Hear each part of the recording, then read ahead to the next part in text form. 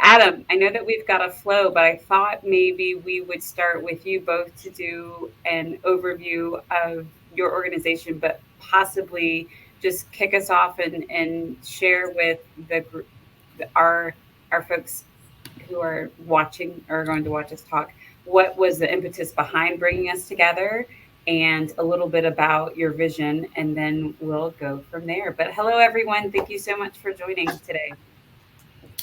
Yeah, thank you. And thank you, of course, to Joy Chevalier and the Cook's Nook for putting this on again. Bright lights in what continues to be a difficult couple of years. So I am Adam Orman. I am the co-owner of Locadoro Restaurant and also the co-founder of Good Work Austin. Good Work Austin was founded as a independent small business association to help local owners provide benefits and provide benefits for their employees. We have evolved during the pandemic and spent a lot of time getting city and county contracts awarded to local businesses, local restaurants, so that to provide meals to food insecure communities, amongst other things. One of the projects that we're working on now that was the impetus for this conversation was developing a nonprofit cafe, nonprofit commercial kitchen with a pay what you will cafe, and using it as a workforce training hub for our restaurants to contribute and engage in a really meaningful way with the community. We've done that at Locadoro in smaller ways with some AISD schools, having their students come into the restaurant and having our chefs go out to the schools. And this would be a centralized place where we could do that. We were approached by Fresh Chefs and worked together with Urban Roots to work on a year-long fellowship where we would be where kids from foster care would be able to travel from the Urban Roots Urban Roots Fellowship program, which Teresa will speak about, into Good Work Austin's cafe program and get a full kind of farm to table food justice leadership curriculum, and hopefully come out as, super people on the other side. And that, I think that conversation, having those conversations with Teresa and Francis at Urban Roots and Shalea with Fresh Chefs was the impetus for putting together how we educate about food resilience at this conference. Thanks, Adam. And I'll take a pause before we jump to the next organization to talk a little bit about the work that they do, to share a little bit about the format of today's talk. So we'll introduce our organizations. We have two questions that really speak to the goal of this conversation and really getting at what we mean when we say the word resilience separately and then food resilience altogether. And then we'll open it up toward the end for a couple of questions if you all have them as you listen to. We'll share a little bit about our organizations and what we aim to do in the community to continue to build and instill food resiliency in our young people. So thanks, Adam. All right, Teresa, you want to talk about Urban Roots?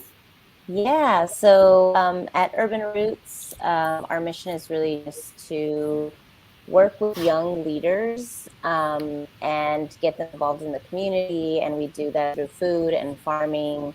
And the goal is really to create leadership skills during the program that they're in. And so we work with high school youth and fellows. And as Adam was saying, our fellowship is going to be involved in trying to get them like in a starting point and move through and continue to work with food and give back to their community. So our organization has a few different programs, and in our fellowship, we talk about food justice, we talk about community, we talk about leadership, and then we provide opportunities for youth to be in those leadership positions and see what's happening in their community and gain an awareness of what they want to do and how they want to be a part of the food system. And we just do, you know, big intro in all the ways that they can do that. Great. Thanks, Teresa. Mm-hmm. All right, Lauren. Hi there, I'm Lauren Zappone Maples, and my organization is PEAS. We're Partners for Education, Agriculture, and Sustainability. And we are working with the youngest kids in our pathway here. And we work with kids that are aged pre-K 3-year-olds up to 5th grade currently. And we're starting to move into the middle school and high school world in just a couple spots in our programming, but we're still primarily focused around the littlest ones. And I think that, well, I guess to share more about how we got formed, we started as a community farm project at one elementary school campus here in Austin. And that project became then fully infused with the school programming and became an outdoor learning lab for students, which makes sense, which is, you know, the intention of putting the farm there on the school campus in the first place. And then we realized that in the community outside of our school, there were a lot of other teachers trying to do similar things, but really lacking the support they needed. So we formed a full nonprofit to be able to support other schools. And we're now working with a total of 19 schools in the Austin area. And our programming, it is not entirely food related. It's very much a connection to nature, because we believe that building an ecological understanding and an understanding of how everything in our environment is connected is really essential to understanding how we survive how we thrive as a species, and that our food and our water and our air, everything we put into those things are going to come back and impact us directly. So the themes of what we teach and how we support our classes are all around those themes. But food is a very big piece of that, and we, out of our outdoor education program, we've grown an edible education program that is in newer phases. We're only in 3 schools with that right now. And I think that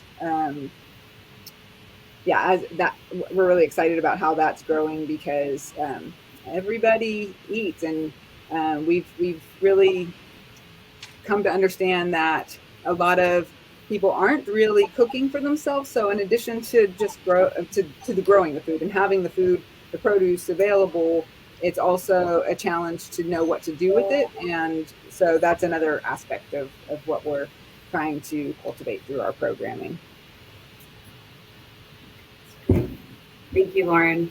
And I'll close this out. My name is Shalia Fox, and my pronouns are she, her, and I am the board chair and co-founder of Fresh Chef Society. And Adam mentioned we're an organization that exclusively works with youth transitioning out of the foster care system to empower them through food. And we do that through workforce development, but then also just creating connections to the art of cooking, the cultural identity piece that comes through whenever you share a meal with others, both in your family and then those who are new to you within your community. And so we started almost 10 years ago, and really when we first launched our programming, it was around creating those opportunities for young people in foster care to work in restaurants, because what we saw just in my own experience, both growing up in foster care, but then also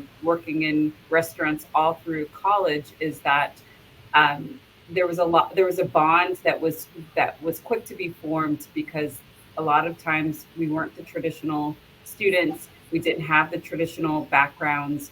We had a yearning to really find family in a place that would take us how we were. And so I saw the value both as finding family in restaurants, both back of the house and front of the house, but then also just being able to provide for myself and go to school and to, manage all the different balls in the air that's asked of young people whenever they embark on the journey of independent living. So it was really about how do we form a connection between job opportunities and young people in foster care. And it quickly grew into an incredible platform for community building and to really lower some barriers around engaging with foster care.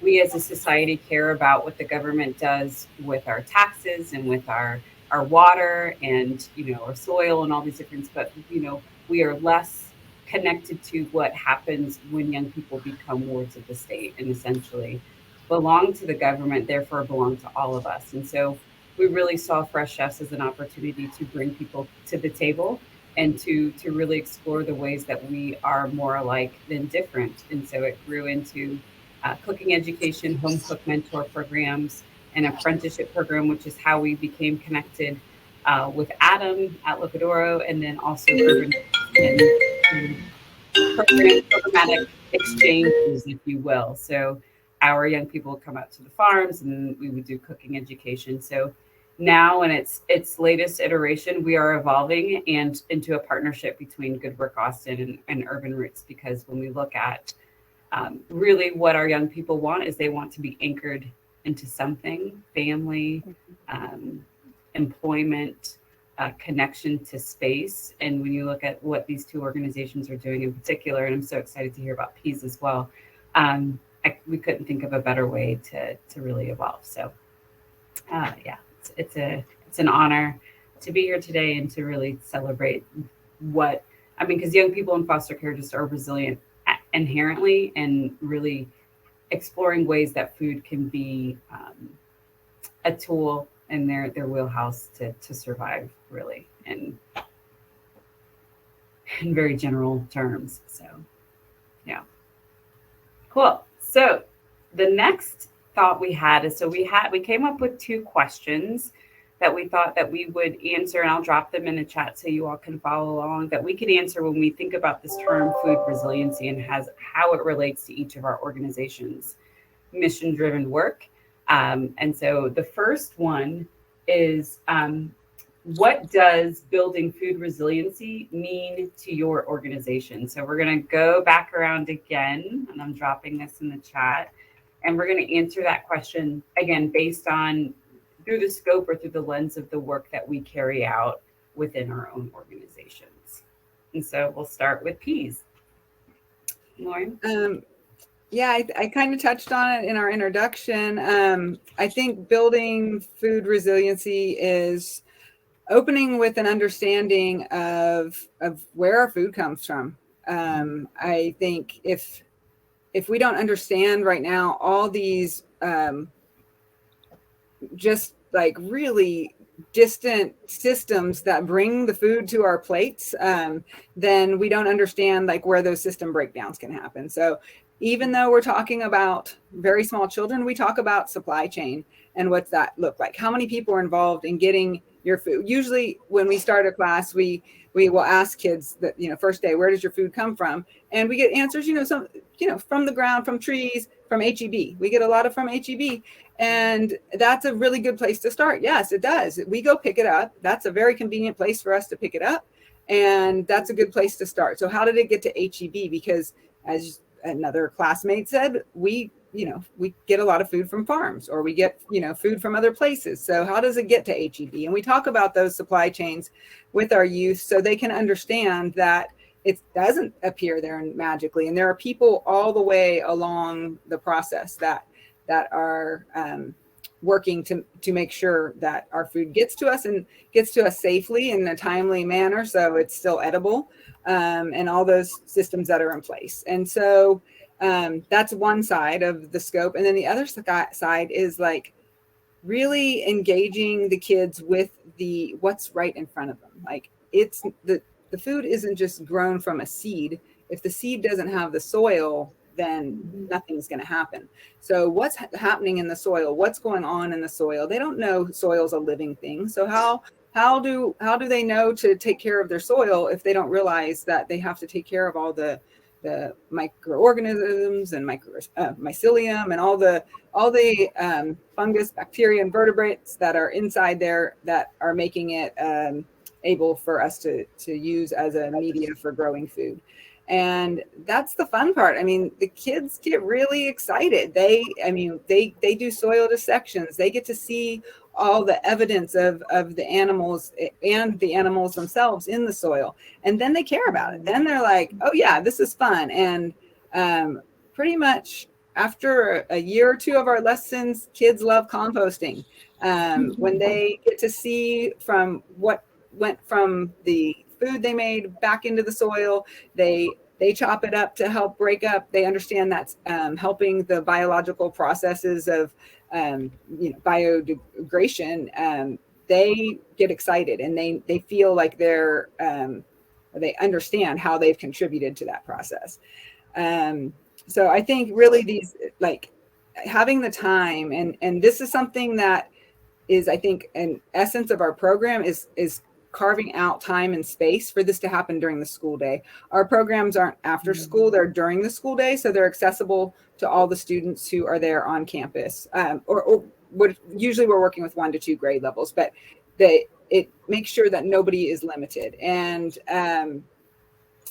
I think that by the kids, and we see the same classes throughout the year. So I think those repeated visits to the gardens and outdoors, they really get to start making connections. We're not like, jump in, teach one thing and then leave. We just keep coming back. So we talk about germination, as states of matter, like what makes the seed germinate. And then we talk about germination again, and seasons and weather. And then it just keeps coming up. The themes keep coming up throughout the year.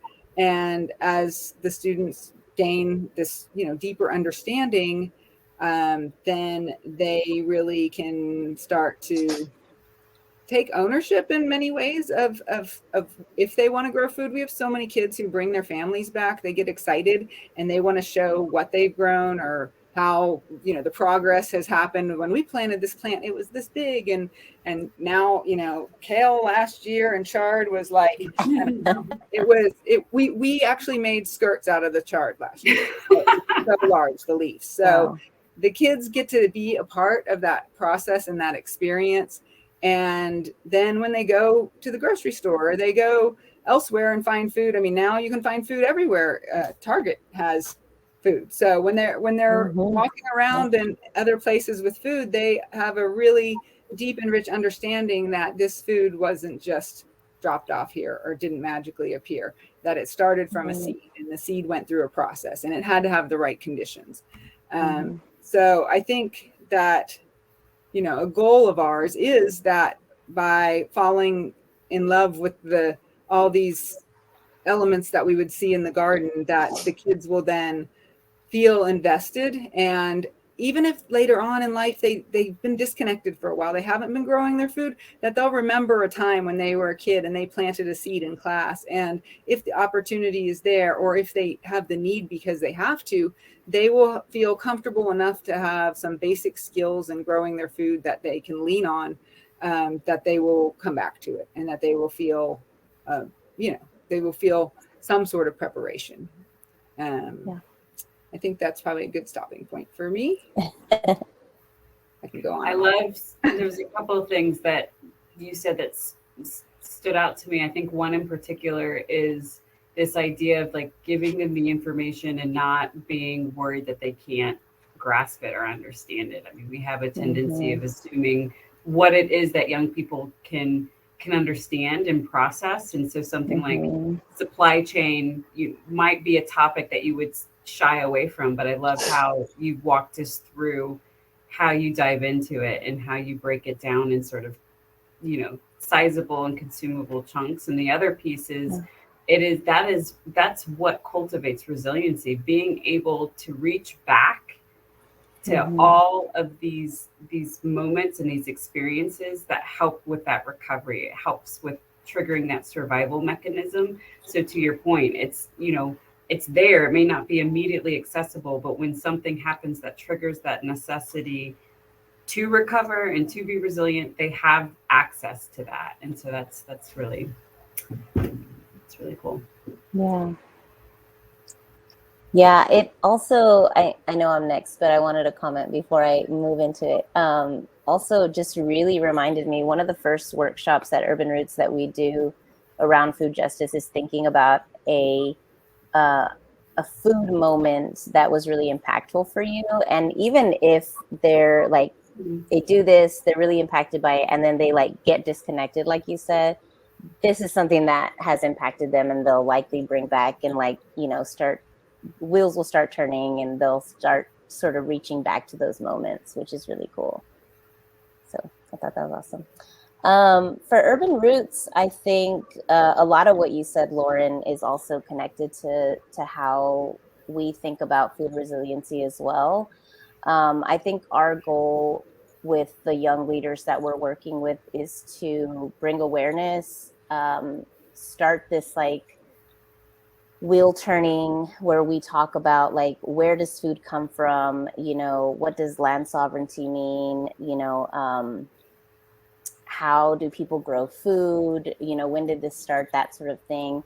But also just building on that a little bit more and trying to bring what they're learning and teach that to others.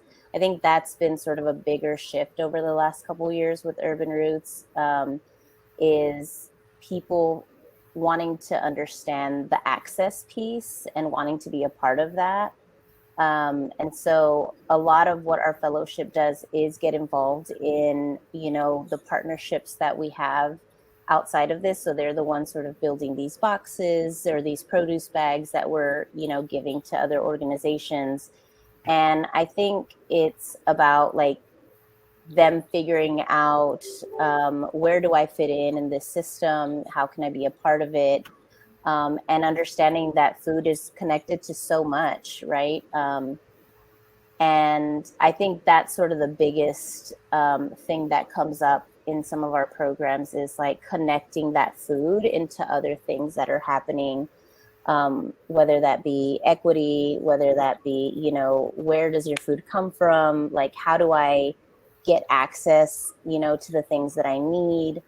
And then also seeing, the disparities in different areas and how they can be a part of jumping into things that feel really good for them, that they feel like they can be a part of. Because I think one of the things that happens is you want to do something, but you don't always know where to start. And so the introduction that Urban Roots gives youth leaders is, that sort of starting point. Like, okay, now I sort of have this awareness of like where my food comes from, and the work, the labor that it takes to create this, right? Because like you said, it doesn't just magically appear at HEB.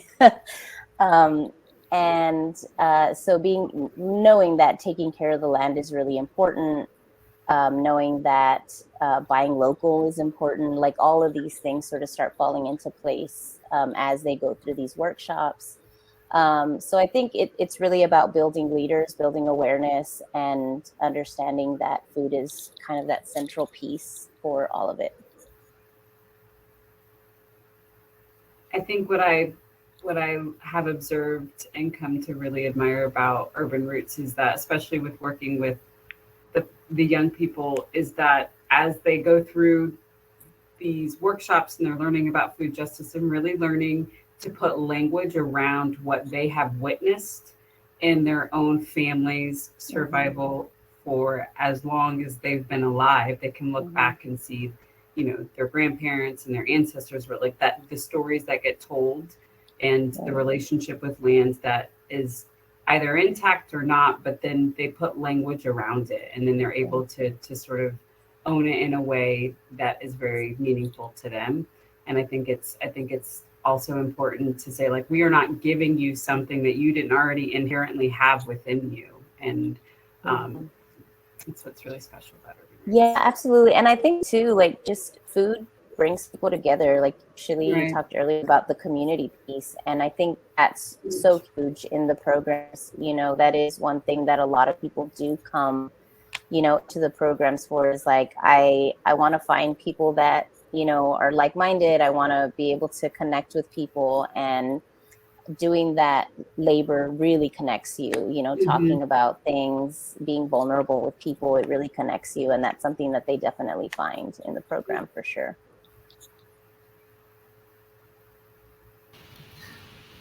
Yeah, I think I can segue from that into my answer. Food does bring people together, and we talk about it all the time, and yet our independent restaurants are on islands by and large, and we definitely saw that a lot during 2020, and particularly, but still, and I think our journey to this place started.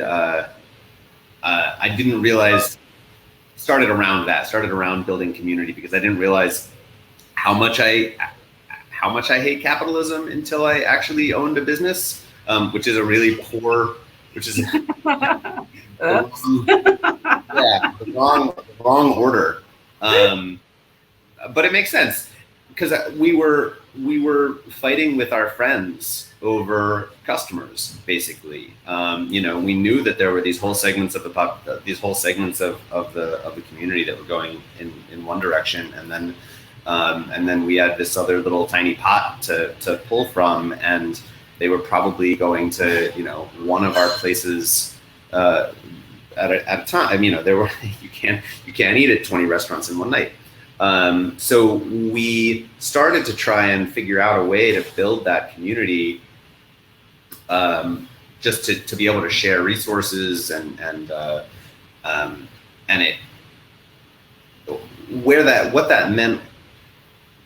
what that meant post-pandemic was that that's where the resilience came from. Resilience came from the fact that because of paid sick leave, because there were some restaurants that had gone out on a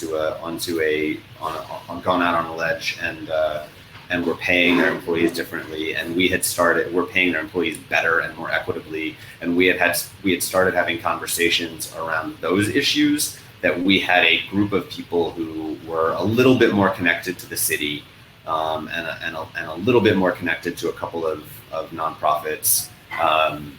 So we had some places to reach out to at the beginning of the pandemic, to try and figure out what is it that we can do to help, and what is it that we can do to and what is it that we can do to survive.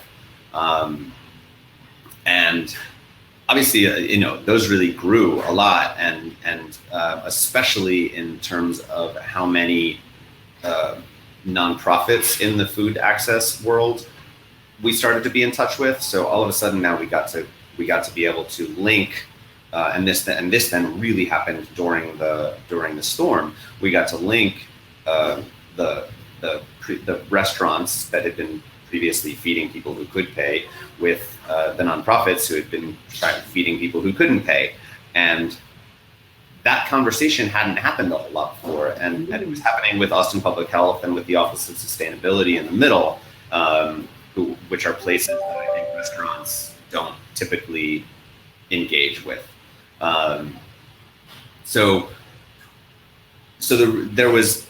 That's I think kind of a higher level way. I mean, in terms of thinking specifically about food resilience and the education, where that took us then was to specifically around food resilience and the education piece that we want to add, where we want to make sure that folks who are kind of in a culinary track or not know the breadth of jobs that are out there, and know that hopefully that when they land in this industry, because we are still the biggest private employer in the country, and by and large we're paying people $2.13 an hour and not providing health benefits, and sexually harassing our employees at a rate that is greater than any other industry, those are not ways to build a resilient community. That if we can engage more with the educational community, with high schools, middle schools, community colleges, and kind of show that there are more options. There are entry level. There are entry level jobs. There are in the restaurant world that have a career, that have a path, where you are being taken care of, and where we are trying to build a stronger foundation.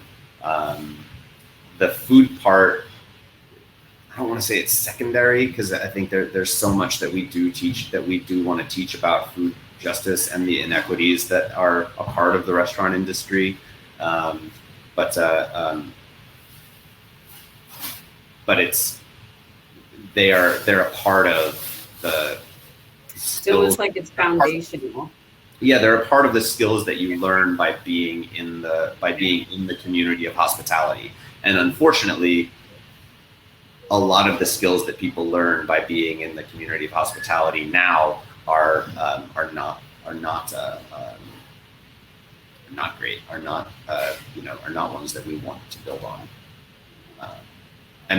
And just to add one more anecdote, what you saw then was people from the hospitality industry who were applying for unemployment insurance during the pandemic, being told that they didn't qualify because they were only making $2.13 an hour. Their base wages didn't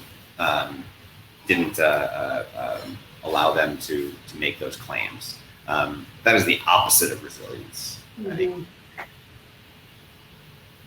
Yeah, I think something to your point, there was almost this reckoning when we were really like pushing the lever with sort of creating more of a connection between foster care youth and the restaurant industry, which was, these environments, yes, there's a lot of really great parts of being a part of a restaurant community, but there's also a lot of parts that could be triggering, that could really put them in places that makes them feel unsafe and almost re-traumatizing them. And so we had this moment of, are we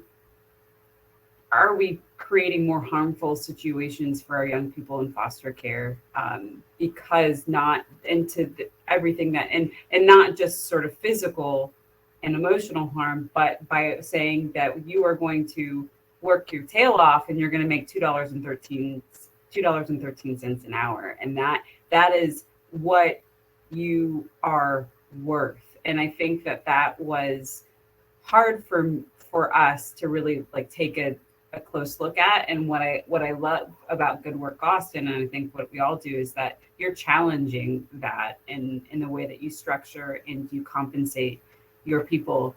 And I really wanted something, or we as an organization, we always, the way we look at resiliency with youth in foster care, because it's so innate to who we are, we have to recover quick, because you are moving from placement to placement.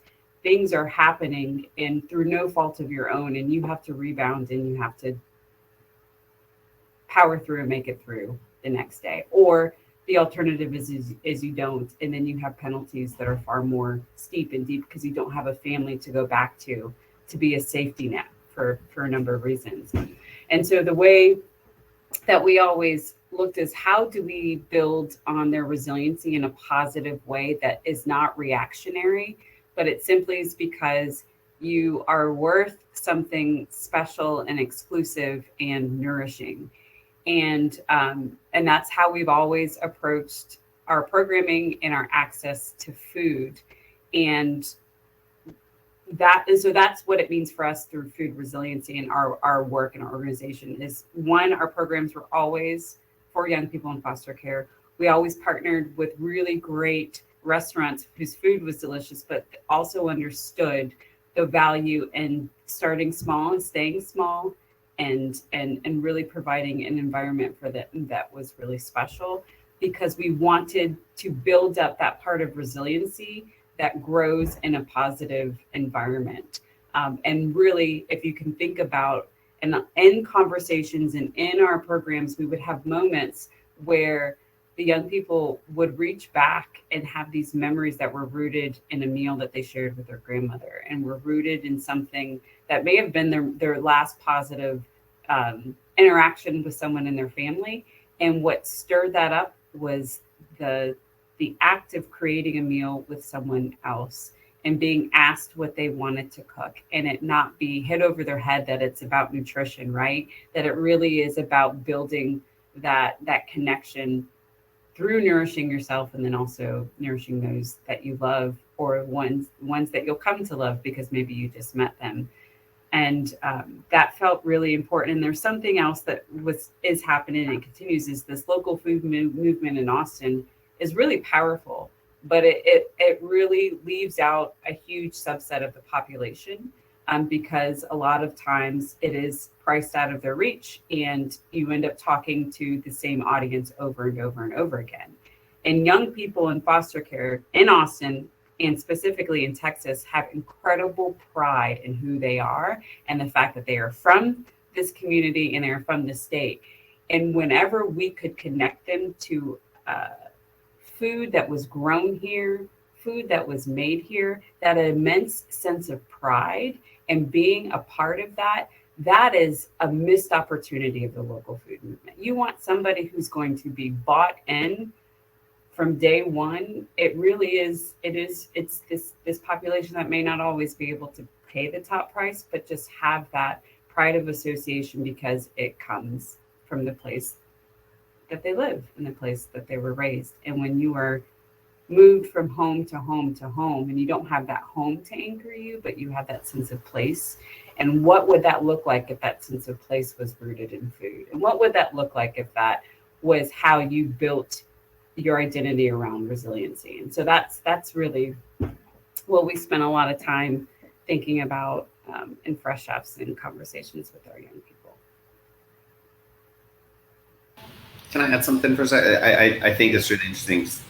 We had a lot of there's a learning curve for restaurants to provide meals for outside of the restaurant, who haven't done it before. And a lot of the things that a bunch of our places did this year went to temporary shelters for the unhoused. They went to the school district.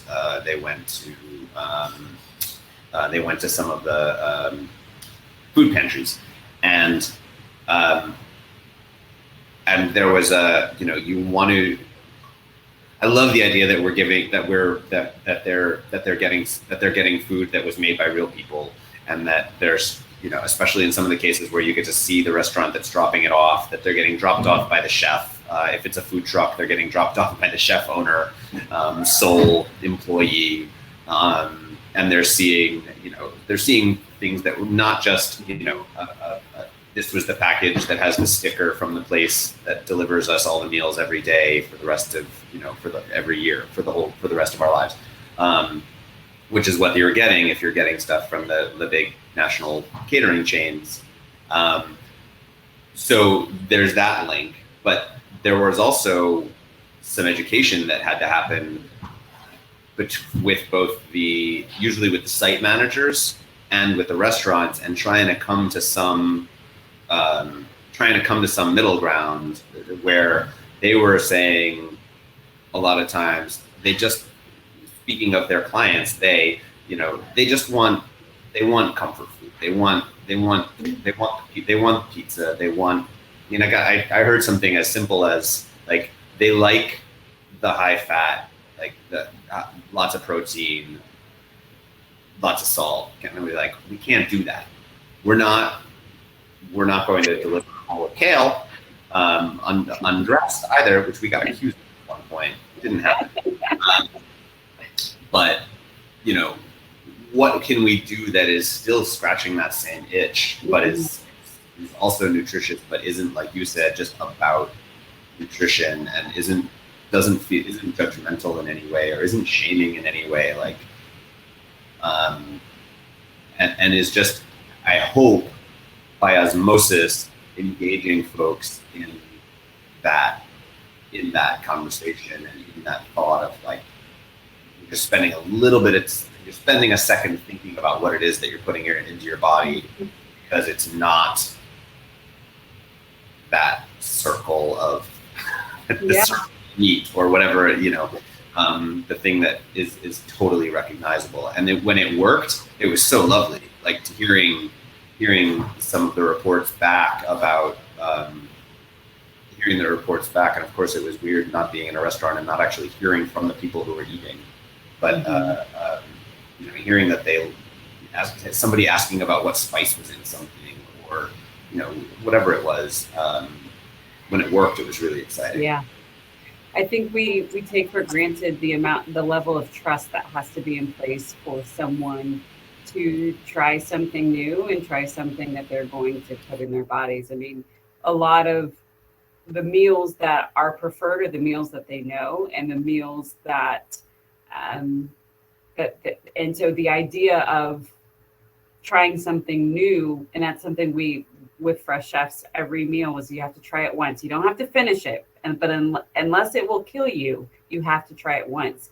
And the only times it actually worked is when they trusted us and they knew us. And so I think that we take for granted of the work that has to happen in order to get to a place where there is this willingness to step out and try a different version of something that they love. And I also think we have to remember, for young people, it takes up to 10 to 15 times for them to be offered something before they actually eat it.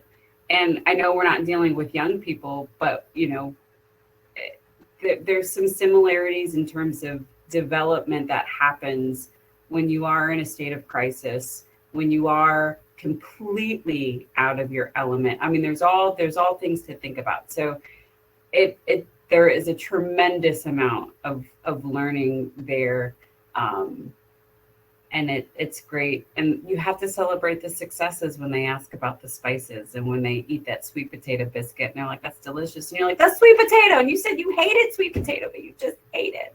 So anyway, yeah, just wanted to.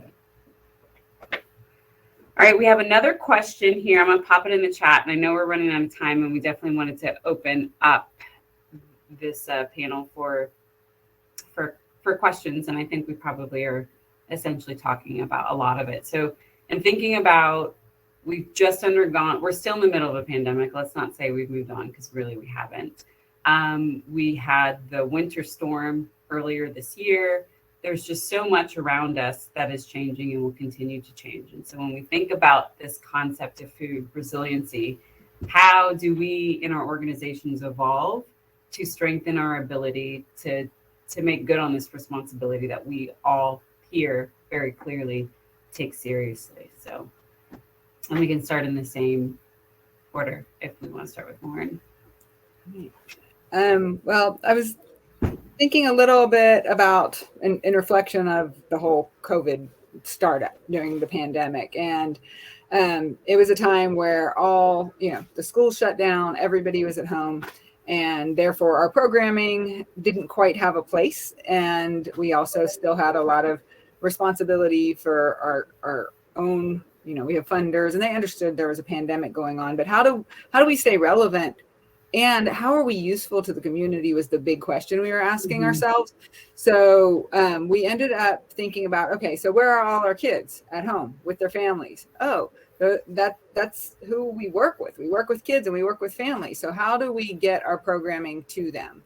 So instead of just doing a one-tiered, virtual approach, which we knew, some families would welcome, but also at the time nobody knew what they were doing technology wise, and there was still a lot to figure out in those early days. We pivoted to what we were calling a resiliency gardens project, and so we had an opt-in form. We tried to. We were very small staff, so see how many gardens could we get to homes for people who want them and people who want to stay engaged and get support. So we had the form they filled out if they could have the garden on their property or a place to put it. If they were interested in the educational component, we had both an adult educational component and a youth educational component to go along with it. And so we didn't, of course, know how long the pandemic was going to go along, so we weren't sure how many cohorts we were having. We also knew that we needed to deliver the materials in a time when they could actually plant them and have success, because the saddest thing in the world is when you start a garden in July in Austin and there's just no way to keep it alive. So we pivoted very quickly, and we were able to get a first round of gardens out in May, and then we did another one in September of 2020. And seeing that, like there was a hunger, there was a literal hunger, but a need for people who wanted home-based garden support. So we were just lucky that we still had grant funding. Then they allowed us to shift it to purchase lumber and get support in delivering. I mean, our team, we're educators. We're used to like dealing with Rubbermaid boxes in our cars to take to classes. We're not used to delivering lumber and actually assembling garden boxes. We really focus on the academic piece of things. So it was a challenge, and it was a joy because the families that we did engage with, some of them are still like connected to us, and they're still turning up at things and asking questions. And so we did, the one cohort in May and the next one in September. And by September, we were realizing the schools were going to go back in session in October. So we really had to figure out how we were going to support schools. But I do think that there's a definite need out there. I don't think we're the entity that can provide that, but I do think there are other organizations that might have the bandwidth to do that type of work, and that there's a real value to it, especially when you don't just leave a garden with someone, that you are there to provide support and really help connect them to the other resources, because it's, as you know, ongoing to keep transplants or seeds coming and all the added nourishment the plants need. So that was one small piece of what we did to try to support families at home. But then like ideas grew out of this. We definitely were hoping to get to all the campuses. We were at 19 campuses at that point as well. And we were hoping to get out there and do a huge harvest across the district and just make sure, like, send out a message. We'll be at your school and we'll have the food harvested. You can just swing by and pick it up, like do a drive-by pickup thing. But we got really limited by the access we were given to the gardens. I mean, nobody knew how transmission of COVID was happening at the time. There was a very big paranoia about it being like just spread by breathing over a vegetable or something. So we did get permission for our main farm to be able to go in, and like just one day we harvested everything and connected with a community partner who was able to get it to a food pantry with us for us. And but I saw such an opportunity there that with all the food that was out there, and it happens every year towards the end of the school year, not all the schools can use all the produce. Like everything just is going, the peppers and the tomatoes, they just really are taking off at the end of May. So we are hoping eventually, and I have grants out there. So if there's a funder in the audience, come talk to me, please. We want to get a harvest coordinator for our campuses. So our staff can report back when there's abundance of something that's not being used. And then this harvest coordinator could help bring a volunteer out and harvest the produce, and then, offer it first to the community where the food's being grown. But then also if it's too much, or if there's just like the time's not right, then we could get it to a local food pantry. And I see schools as the movement, the school garden movement is now growing more than ever. The pandemic actually really uplifted it because everybody really sees the value of kids learning outside all of a sudden. Even though I've been shouting it for years, and many, many other people have too. But I see as these gardens grow that these really could become, if every school had a school farm, they could be a very nice network of decentralized food hubs. So that's an area I'm, constantly exploring and seeing, where are we in this realm, and how can we do that a little bit more. And same thing during the freeze.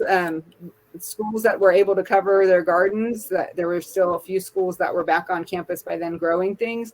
The winter greens here in Texas, the brassicas, they made it if they were covered. And so I think even throughout the winter, we're really lucky here. The days aren't that long. And so there could be food being grown all across the city in our schools. And I will stop so someone else can speak. I can jump in. That's cool. Yeah, go for it, Teresa.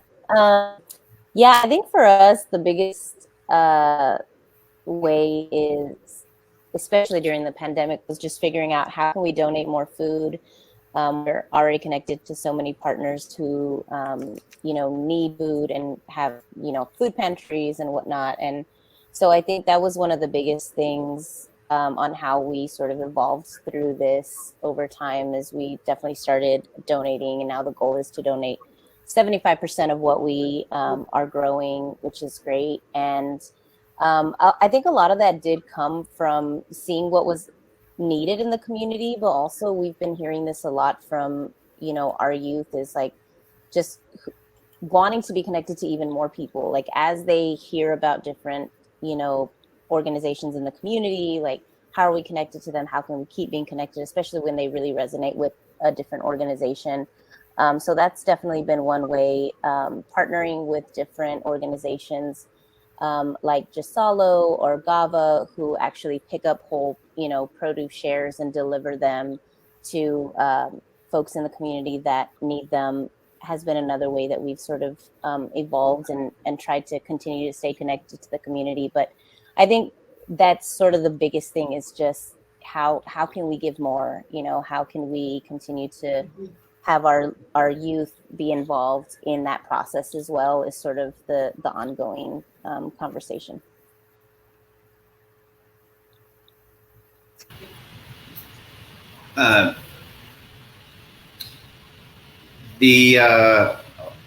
We've seen so much more happen, or so much more happen this year post American Rescue Plan. And so we know what can happen when government steps in and values these issues. And we need to make up for about 60 years of the government not valuing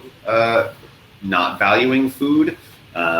We all know the Farm Bill is not really a farm bill, and it needs to be. But I mean, in a local way, there are local and federal, really. I mean, there are so many ways to either change the way hospitality does business. We need to pass the Raise the Wage Act. We need to eliminate the tipped minimum wage. We need to incentivize businesses. If we're not going to pass, if there's not going to be federal leave, we need to incentivize businesses to provide leave, to provide healthcare, and we can do that. These are things that were talked about. There are incentives that were agreed, incentive plans that were agreed to by council here in Austin. I know not everybody is local on this.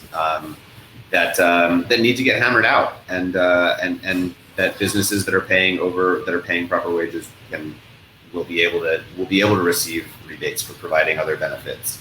And the same is true for our farmers. There need to be different utility rates, different water rates for sustainable urban farms.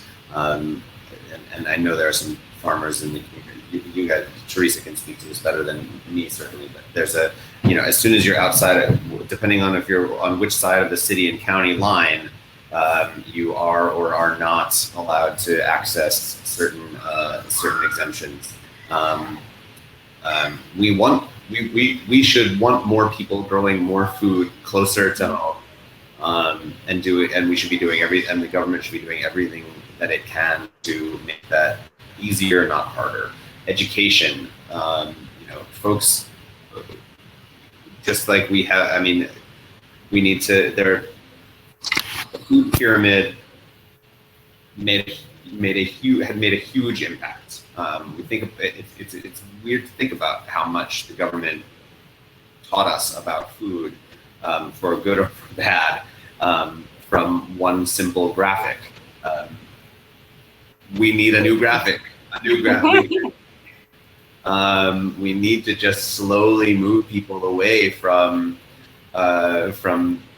eating in a certain way and eating in a different way, and it will be better for them, it will be better for the climate, it will be better for climate change, it will be better for the environment, it will be better for our healthcare costs, all the things. And that, no matter if you're a big government guy or not, like, the only place where that can come from with a consistent voice is the top.